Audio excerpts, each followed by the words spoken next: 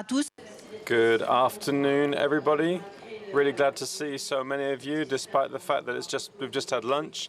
And I hope we're going to wake you up rather than send you to sleep. This is going to be a really important issue today, which is at really the heart of all of what we're talking about at this event, which is to do with protectionism and industrial sovereignty. I'm not sure we're going to manage to answer the question. I'm not sure if all of our guests are going to agree with each other.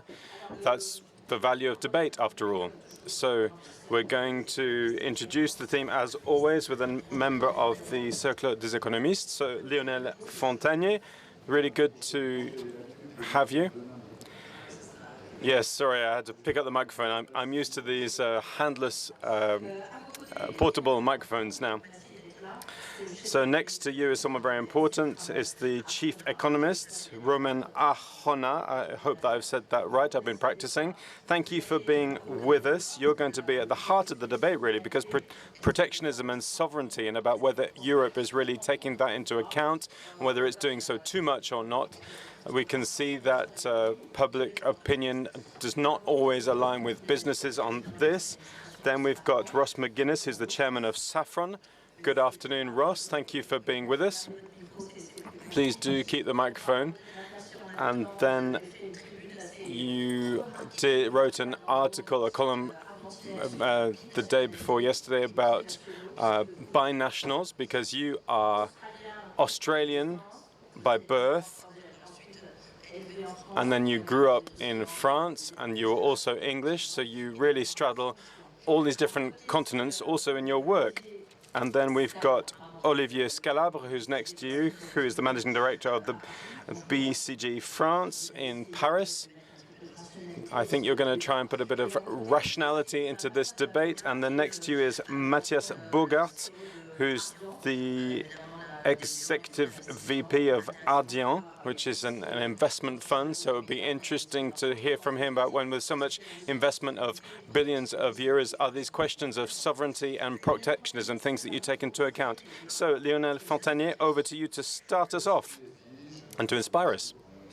Thank you, Hedwige. Good afternoon, everybody. So I'm here just to set a bit of context to the debate, so I need to give a bit of background. And I think the question that we're asking today is about the limits of globalization and the responses that we can give to it. This is no new question, because Daniel Rodrigue, that everyone here knows, who in 2002, I've only got 2 minutes left, so now I'm really stressing because I've only just started. So I think there's one of the timekeepers must be one of my former students who's got something against me. So Daniel Rodrigue in 2002 said there was intrinsic limits to the extension of globalization. And so these intrinsic limits, we have now reached them. We've talked a lot about the climate as well.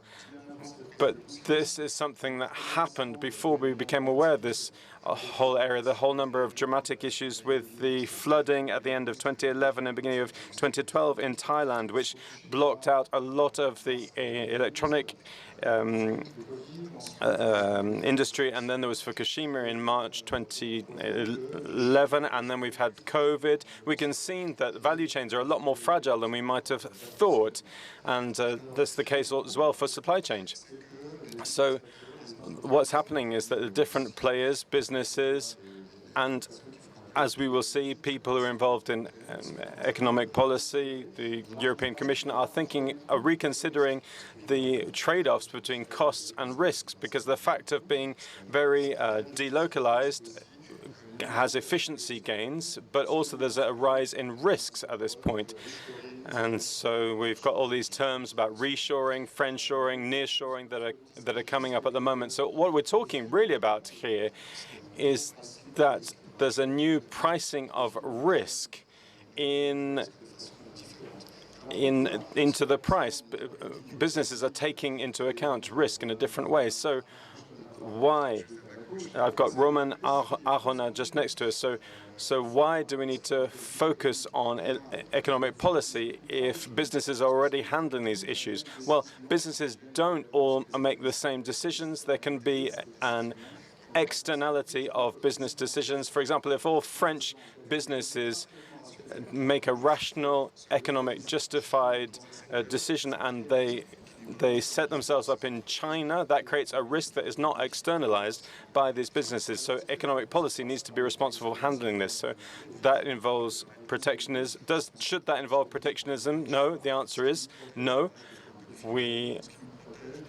What protects us is innovation, the circulation of ideas, circulation of people. That's really what is at the heart of success, not protectionism. So we have a high-level panel here today who are going to be able to, need to make a distinction between protectionism and commercial policy.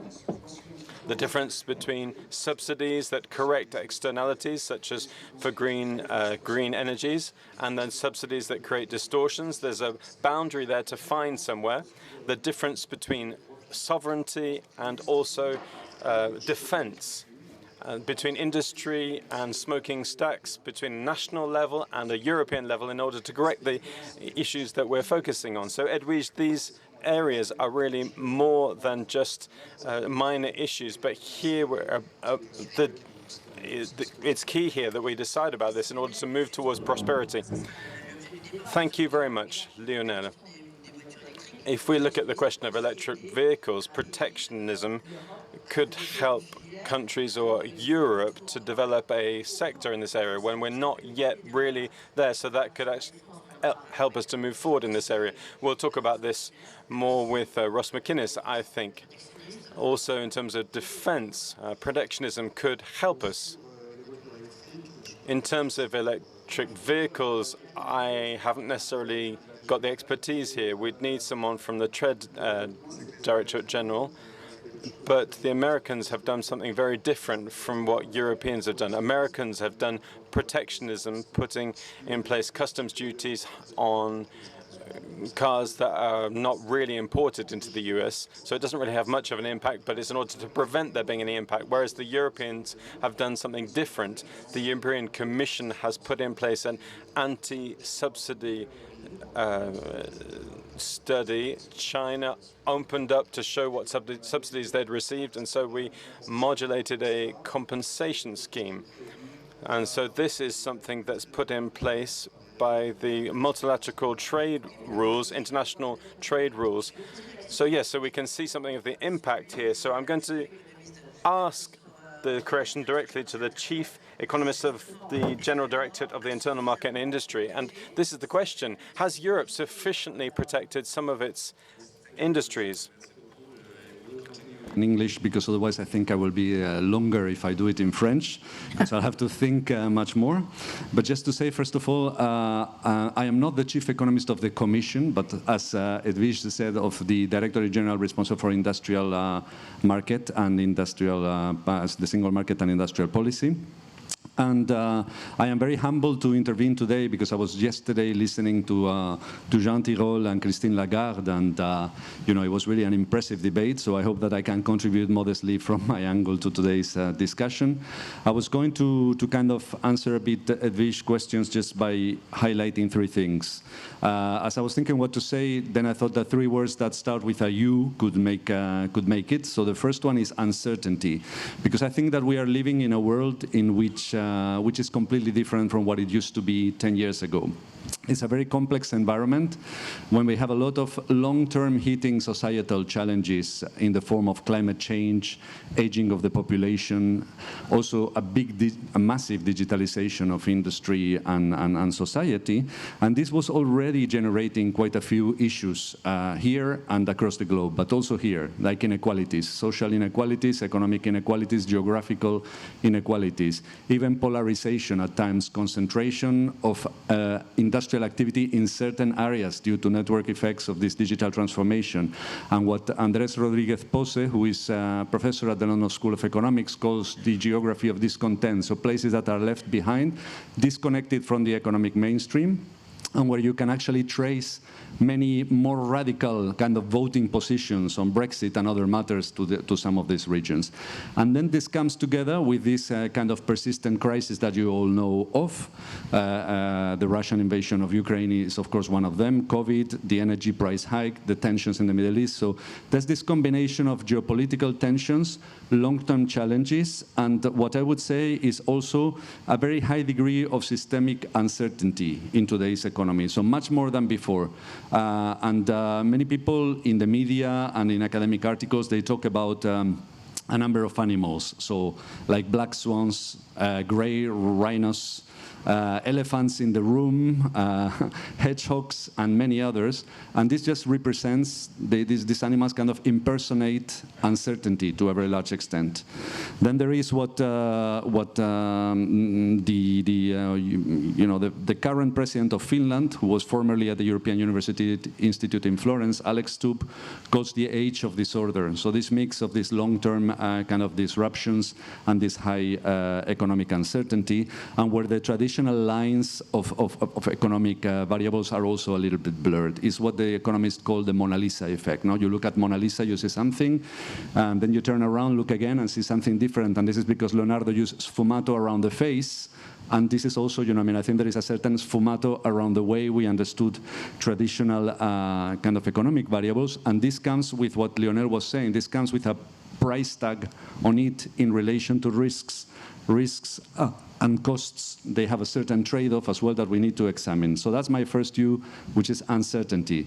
The second one I wanted to mention is understanding, because in this very, very complex world with high uncertainty, we cannot, as policymakers, take decisions on the void just without any proper information. And many of these phenomena, for example, the evolution of supply chain dynamics, is changing so rapidly, and there is so little data to kind of inform the decisions that I think a lot needs to be invested there.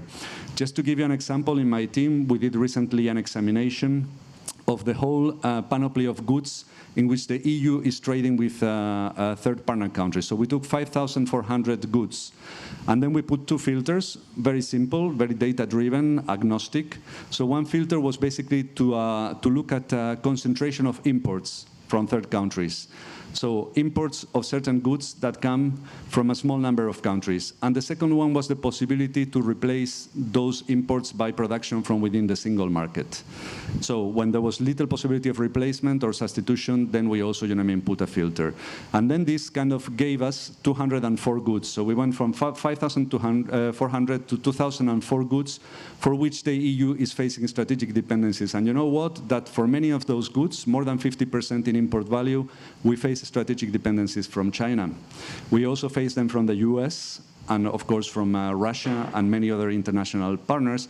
But when you look at the nature of goods, many of those goods are actually critical raw materials or inputs that are needed for the green and digital transition of Europe, like raw materials, rare earths, permanent magnets. Some others are pharmaceutical ingredients, which make part of today's drugs that we're using on an everyday basis. And some others are also relevant goods that are on the high-tech end. So that takes me to my final point, which is that in order to find a solution to this, we need to first manage that uncertainty, understand the risks, be suited, in terms of methodologies to understand, what is this evolution of supply chains and beyond, and then to act in some kind of unity. So this is my European message here. Europe is not protectionist. Europe is not striding for a more industrial sovereignty. This would, I think, come at a cost. It would not be desirable. Europe is the third largest economy in the world, but is the first exporter of goods and services. But I still think that because of this high degree of uncertainty, because we live in a completely different world, we cannot be naive, and we have to take our well-informed decisions on the basis of what we know, and we need to make kind of some smart decisions where business as usual is not any longer possible. So I think the two keywords for Europe are economic resilience resilience, that is, protect when there are vulnerabilities, promote the European single market and competitiveness in the EU, and partner with as many international partners you can, and then also, protect, promote, and partner. These are the three Cs, and keep a focus on resilience. And this is what we have to do, I think, in this less naive world. Thank you. Merci beaucoup, Roman.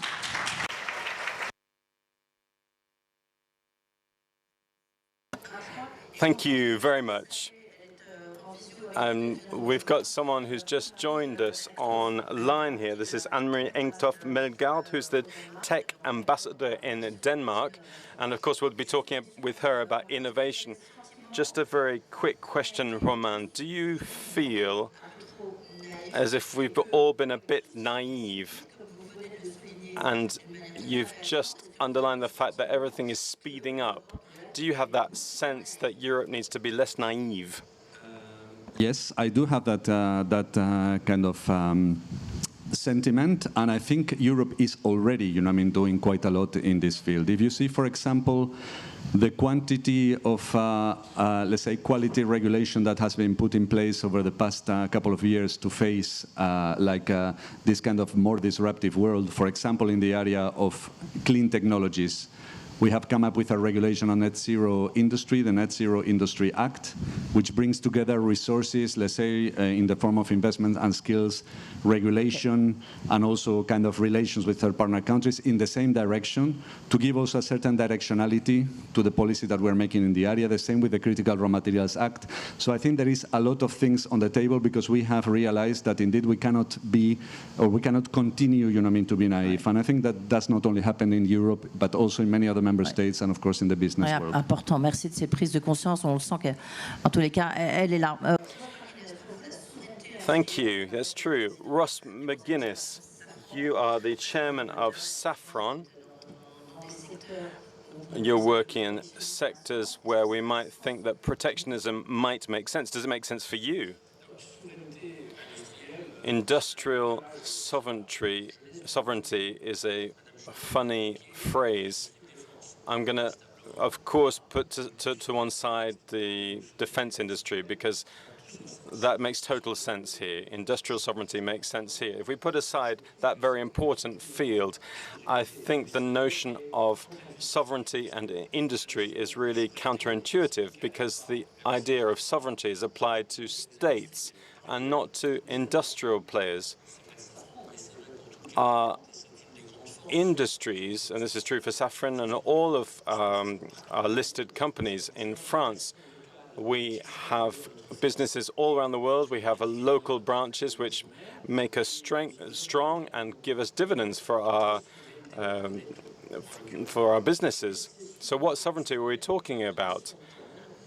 Industrial sovereignty suggests that we need to live in self-sufficiency. That's unrealistic and it's not necessary.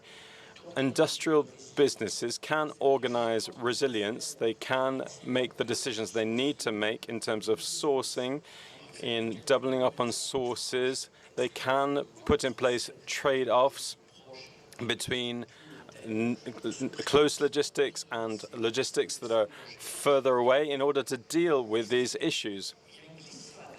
So I think there's a slippery slope here, and this is what I'm really worried about when we talk about industrial sovereignty. There's a risk of slipping into protectionism, and protectionism is, I remind it, is damaging for consumers, for innovation, and it creates a rentier economy. So applying sovereignty to industry really doesn't make any sense. We've talked about happy globalization, but I don't want to move from sort of carefree, naive globalization into an unrealistic protectionism.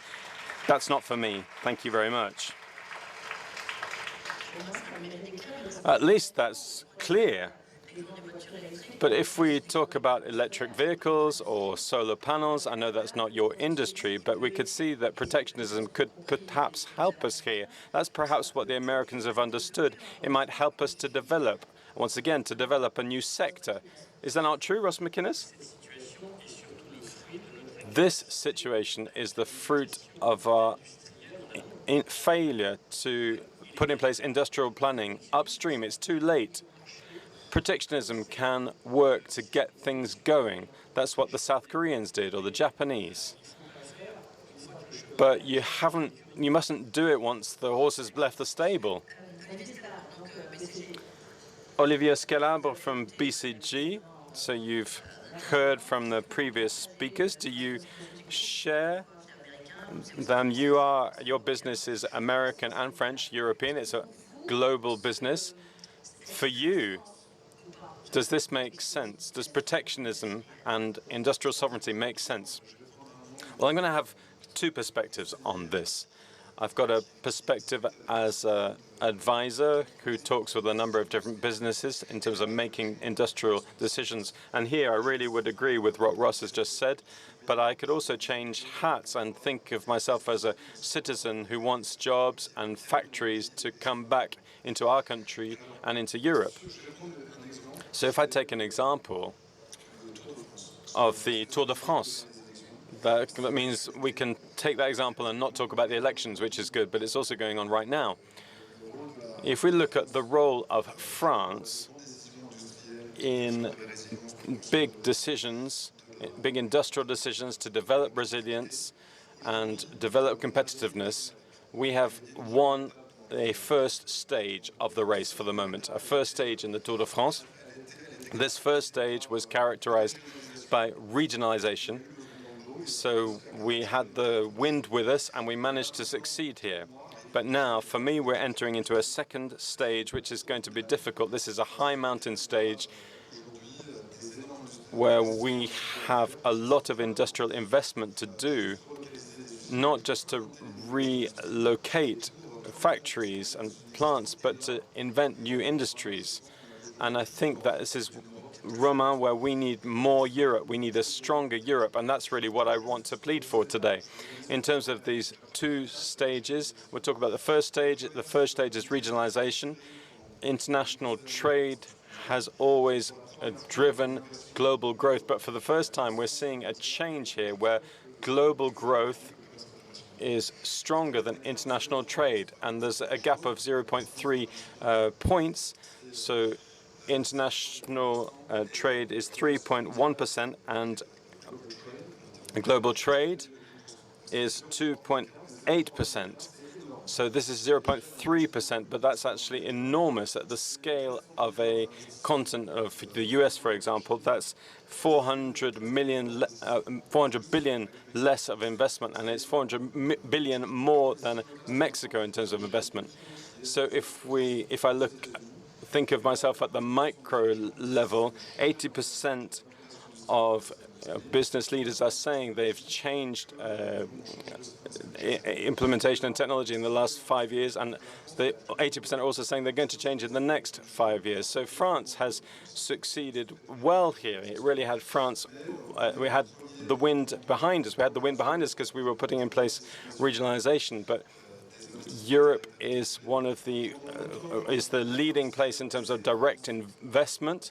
We've seen this investment drop. It's become stable. We've got 130,000 net jobs being created at this point. So that's good. We've done this first stage, but this high mountain stage that's coming up is really going to be very difficult, because with the climate transition and technology disruption, we need to create new industries and transform old industries. We need to put 280 billion of euros in investment to transform existing industries and create new industries. We're going to have to fit all these industries with artificial intelligence and sensors. This means 40 billion euros of investment. You were talking about batteries, Hedwige, 2 billion for each gigafactory. So here we're talking about 80 billion of investment that's required. So these are gigantic investments. And today, world businesses, in order to make these investments, they're not choosing Europe first. They tend to start in the US or in China, but it's not an obvious choice. choosing Europe. That's for a number of different reasons. The first reason is that we have a regulation. So there's the IRA law, the 450 billion that were invested to create green industries and for greening of current industries. In Europe, we're about 100 billion below this, but states want to add in to take us up to about the same level. But in China, we're at 800 billion. And in Europe, legislation is more restrictive, it's more focused on regulation and more focused on restriction. It's not really focused on incentives. It's not focused on tax credits that you might get if you invest in these particular areas. Perhaps just one very quick point here, because we were talking about this with Mathias over lunch. Europe really needs a real single market in order to create conditions and the effects of scale. We were talking about the fact of electrical transmission. We've got loads of offshore wind turbines, and it's a real issue. We have 300 gigawatts, which will come into the network between now and 2050, whereas we've got as many standards as we have countries, whereas in China, there's only one standard. So I think in these areas, Europe really needs to change. We need more of Europe. Allusion tout à l'heure. You were mentioning that early on.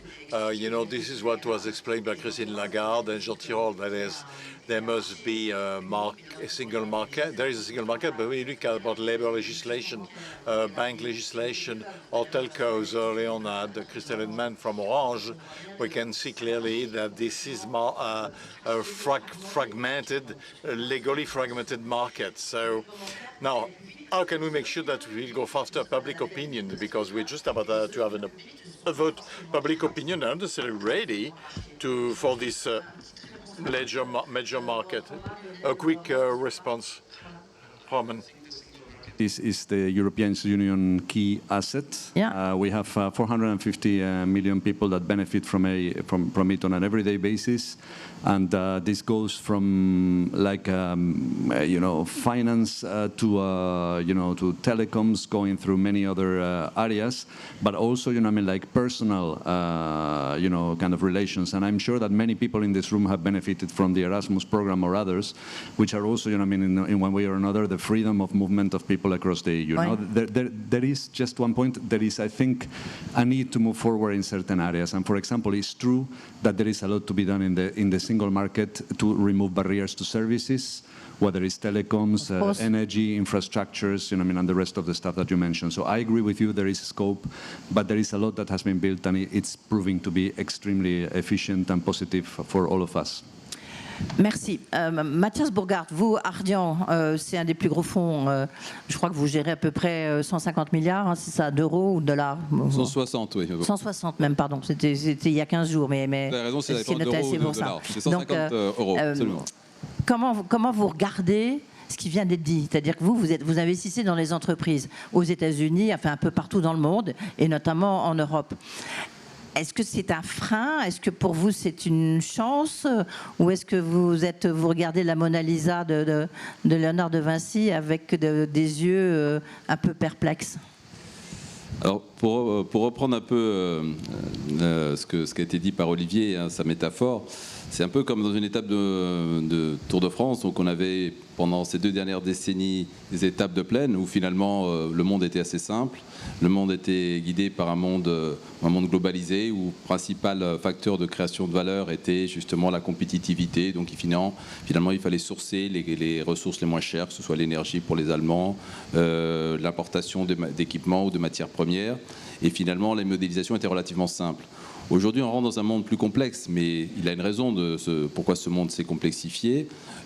Parce qu'effectivement, d'abord, il y a la crise climatique qui voit que l'approvisionnement n'est pas neutre, que le transport et les émissions ont un impact même économique, pas simplement humain. Et donc, on ne peut pas effectivement le négliger.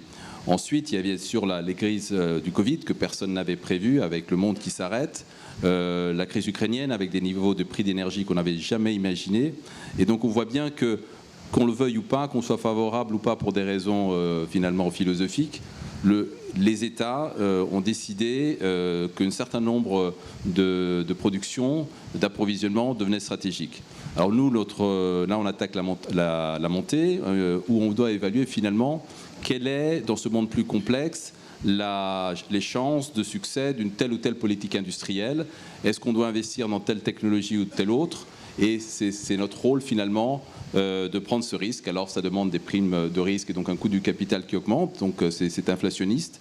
Ça demande de comprendre effectivement. Mean that we have to understand why we're going to invest in such a line. We decided to invest in green hydrogen. We invest in the transition energy, but they're most expensive.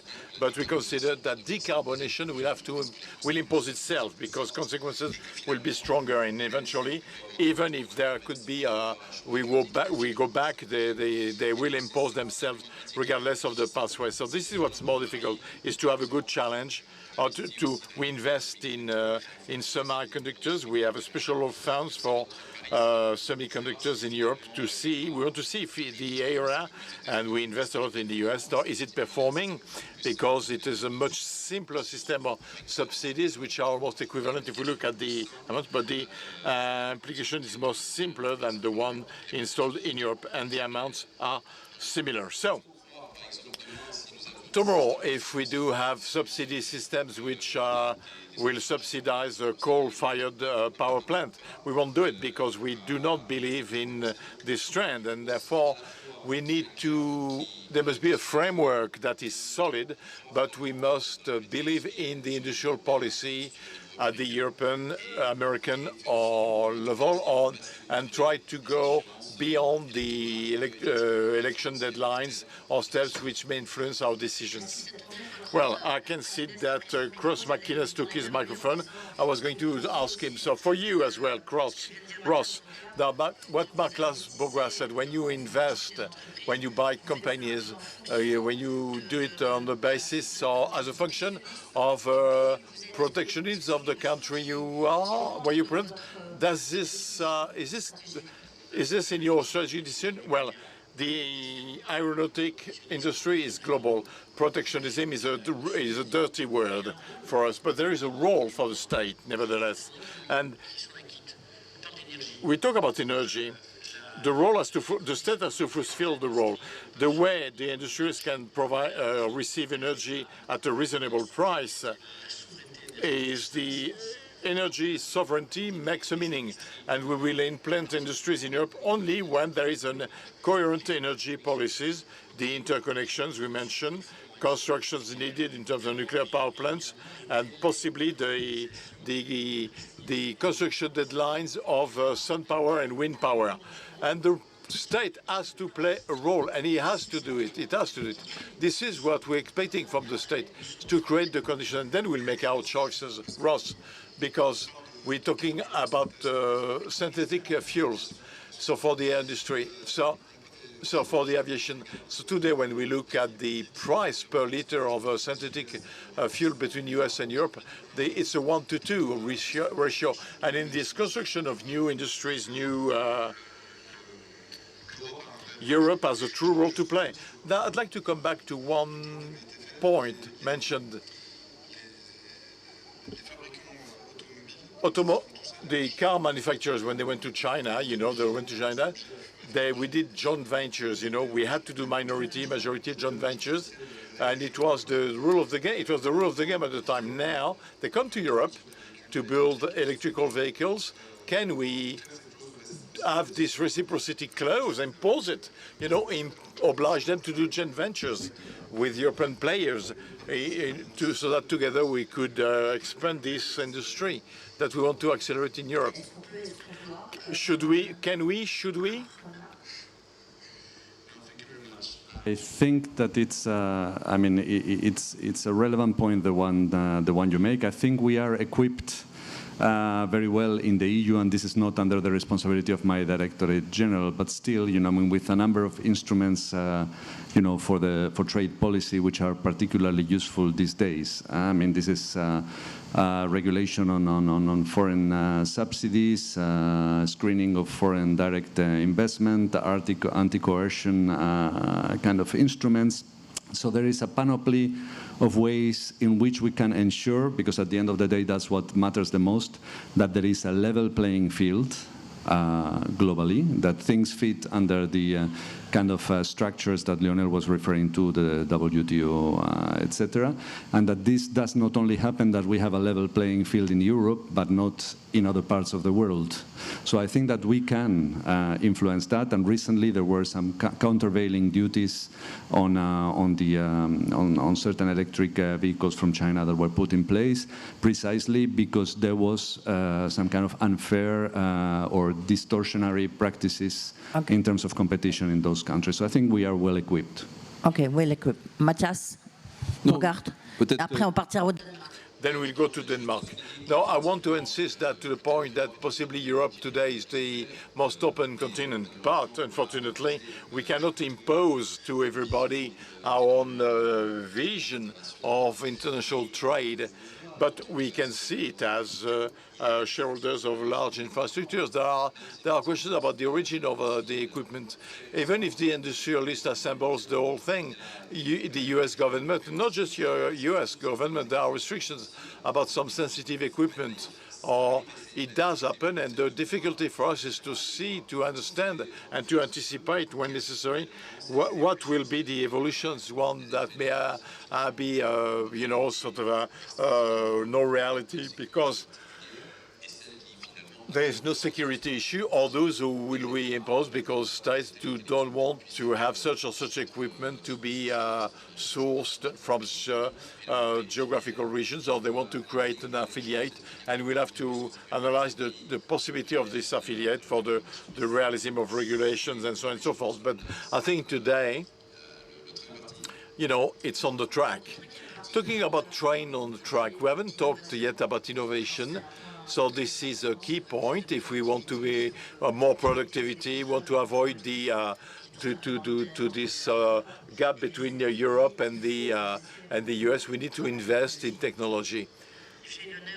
It is my pleasure and honor to have at last a woman with me on the rostrum.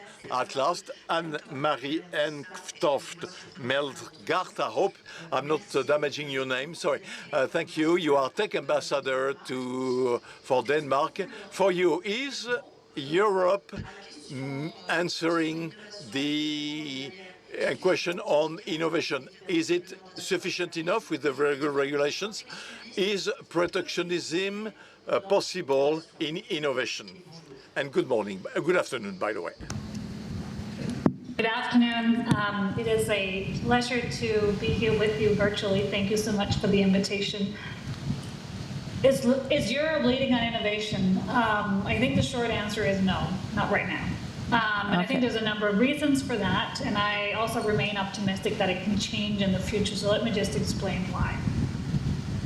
First of all, to the question of can we protect ourselves to innovation, I don't think of any country that ever fully protected themselves to success. There might be protectionist measures in very, very measured periods of time, but when it comes to leading technology, innovation, the cutting edge of where we want to be, protectionism has never really been the answer. Rapid innovation, encouragement, taking risk, and funding and investing massively in technology is what brought the US to the moon first. It is right now also what is leading China, I think, to really take a leap in some of the technologies that we invented, and now they are mastering and democratizing on the global scale, not least take solar and EVs. There might be parts of that has been protectionist measures, but this undyingly will to innovate, I think, has to be what is a mantra for Europe in order to once again become a global technology leader, is that we cannot only protect our way to success, we need to innovate. And that brings me to my second point. The referee won't win the game. And so Olivier, just to stay in the Tour de France metaphor, speaking as a proud Dane here, you won't become Vingegaard or Pogacar simply, I think, by trying to limit others in what they're doing. We need to start thinking much more about the fact that we've been, over the past 5 years, Europe has taken a very, very strong stance on setting the rules of the road for the internet. I think we did it because it was a massive public pressure, and we had to because it's been unregulated for a long time. And so with the legislations like the Digital Markets Act, the Digital Services Act, the AI Act, the Data Act, a whole other sort of suite of regulations that have, for once in 30 years after we started regulating the internet, have been very positive. But what we missed in that same vein was how to also make Europe a place for that exact same innovation. For a long time, I think Europeans thought software is not really our thing. Software is not something where you can make a lot of money. Software is not a novel technology. And if we now look at the 10 leading global companies in the world, most of them are technology companies that has been excelling in software. So we need to start recognizing that setting the rules of the road is not enough. We have to be in the game to play it. So we have to think about how do we make sure that the next Apple or Microsoft does not leave Europe. Too often, I've been back in Denmark for the past year. Before that, I lived in Silicon Valley for 3 years. And I met so many Danish young startups that as soon as they were hitting the mark of 50 people and about 6-digit investments, they looked away from Europe and they went to the West Coast. And I kept asking, why are you not going to Paris or Berlin or Amsterdam or Stockholm? And as my co-panelist said, the EU single market is a wonderful idea, but when it comes to innovation scale-ups, it is still mainly an idea and not a reality. We have to invest much more in making it attractable to see Europe as one market that is an equal size with the US, that has the same capabilities and opportunities for scaling as the US market has. And that is, when you look at the recent letter report, when you sort of get a sense of what's going to be in the Draghi report, these are some of the main points that we are expecting, and that looking towards a new commission will also be critical. How do we make a more competitive digital single market, not least for our companies to scale? And then finally, I want to say that for Europe to once again become a technological superpower, we have to think of the decisions not for tomorrow, but we have to think of the decisions for 10 years and 15 years. It takes at least 5 years to build a fab for advanced semiconductors. We cannot make that overnight. And so the decisions we're making today is not only what type of innovation power does Europe want to be tomorrow, what type of innovation power do we want to be in 5 years, in 10 years to stay competitive? I look at a company like Novo Nordisk, one of the largest global companies, one of Europe's largest companies. It's a pharma company, but they're investing massively in quantum computing, in artificial intelligence, in data, recognizing that in order to stay innovative and competitive, don't think about what makes you competitive tomorrow. Okay. Think about what makes you competitive in 10 years. And so all this is to say, we got to think about the supply chains that we're building to get us up the Alpe d'Huez, the Tour de France language, not today, but in 10 years from now. Merci beaucoup. Excellent. Very much. Thank you very much. Excellent. Thank you very much. Most interesting. Very much, Anne-Marie. Who would like to comment on Respond? Roman.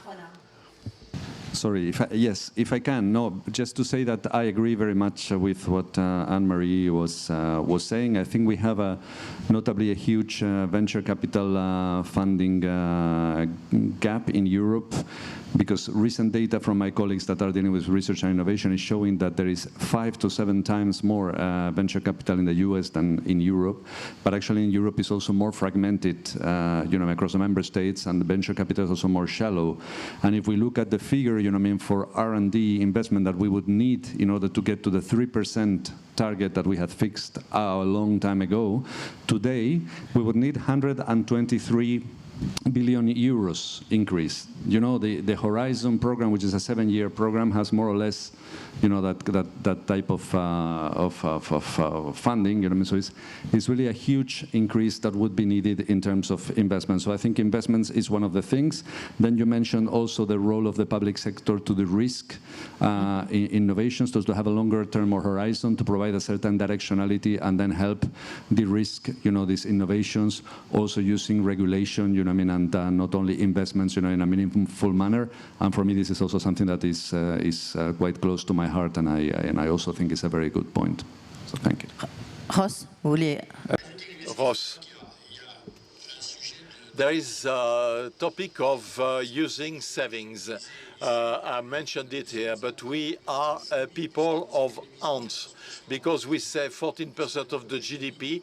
We are genius, you know, we create startups, but between the ants and the genies and the geniuses, there is Bercy, the Ministry of Finance.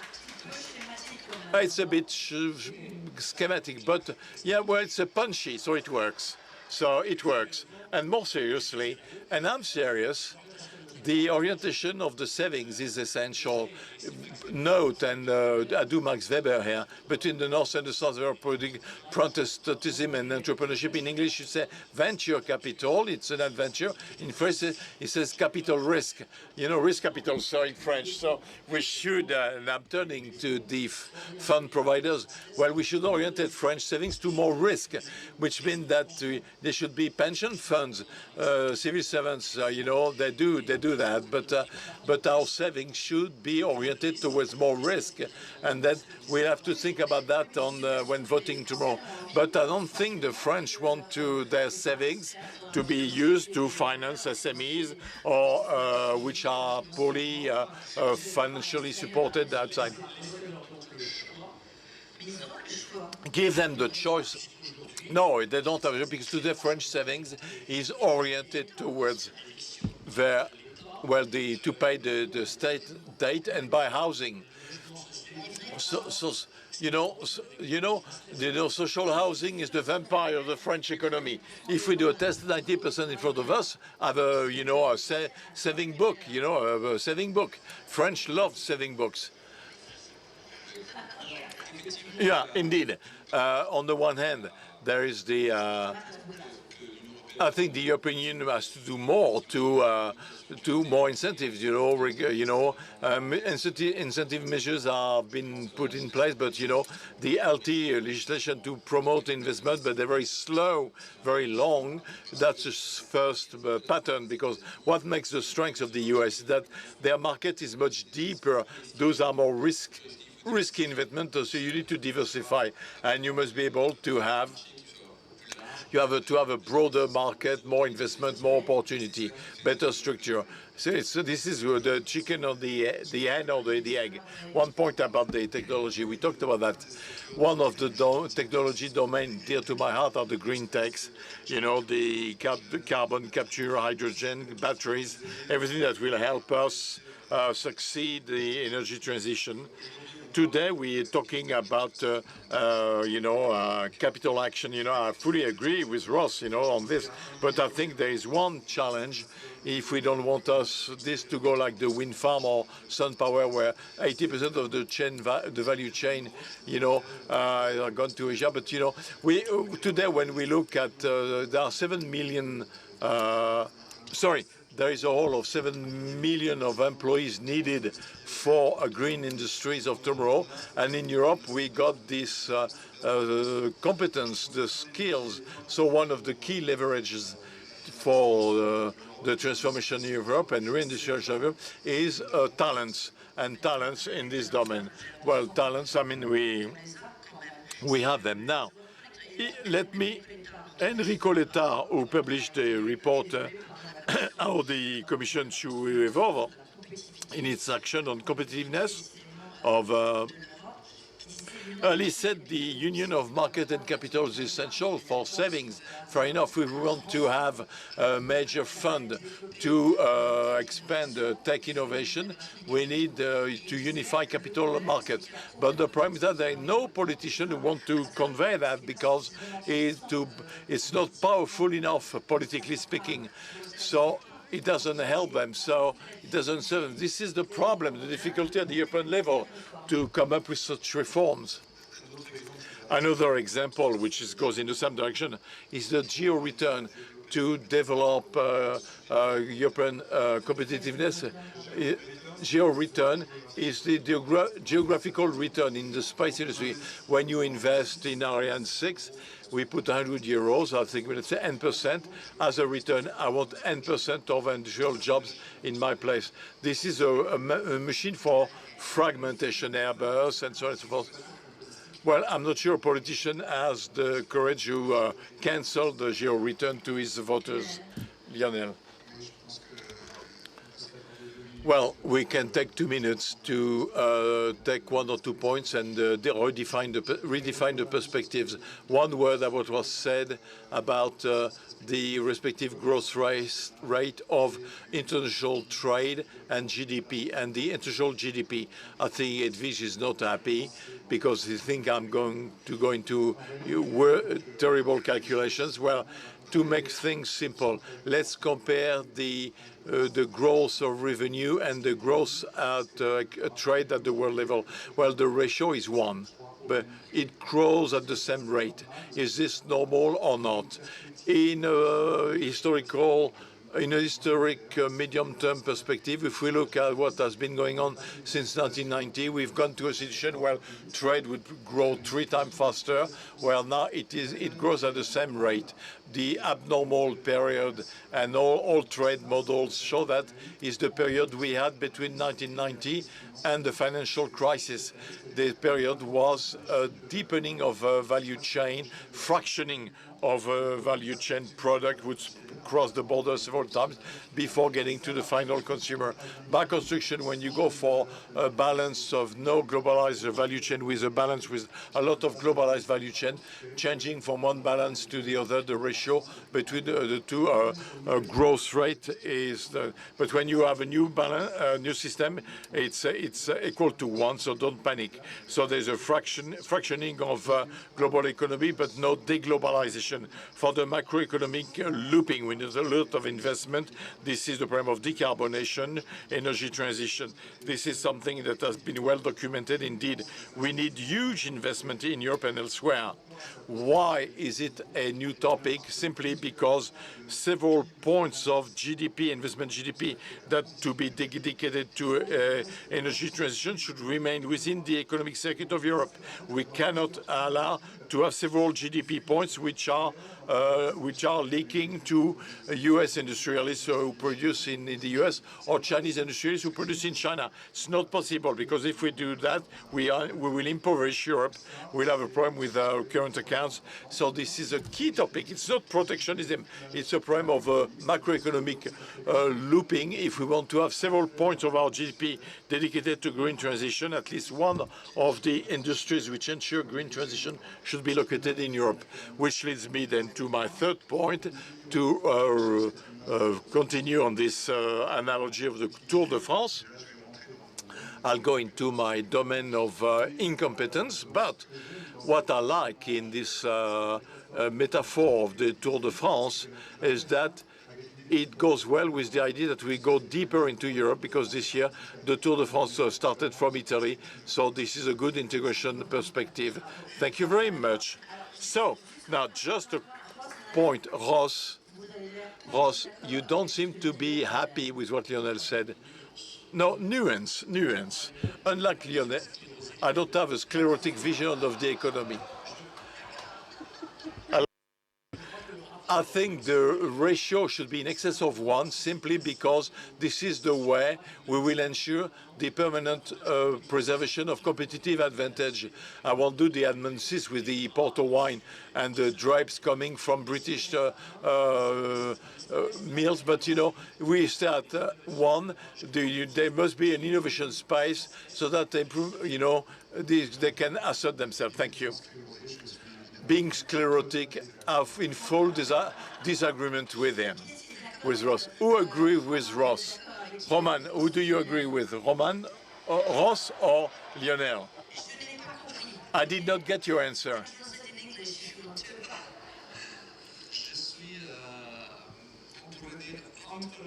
Between the two.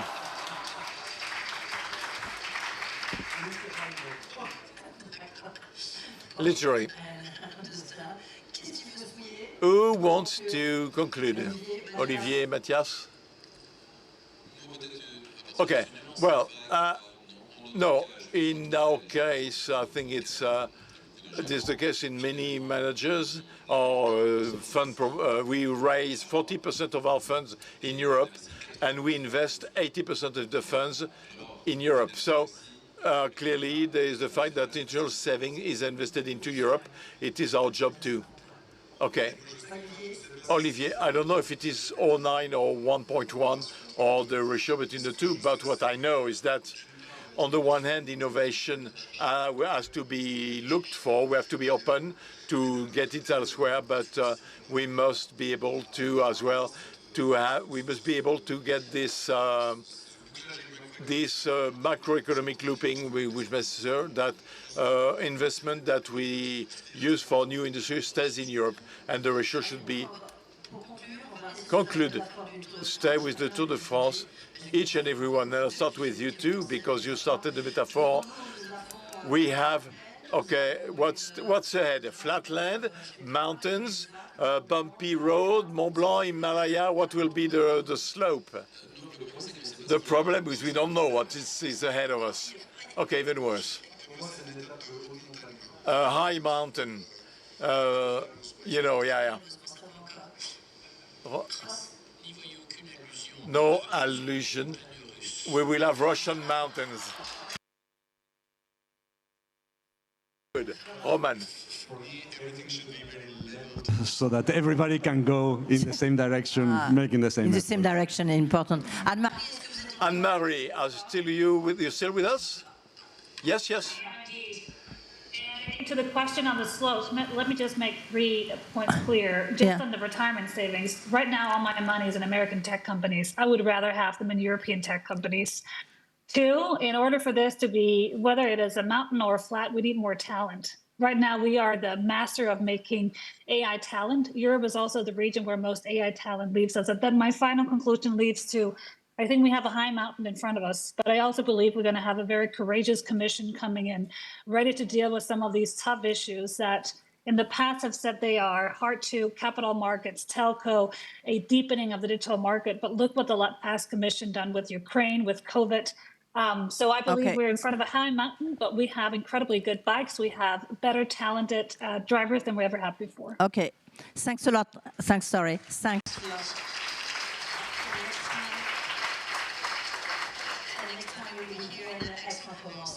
Lionel.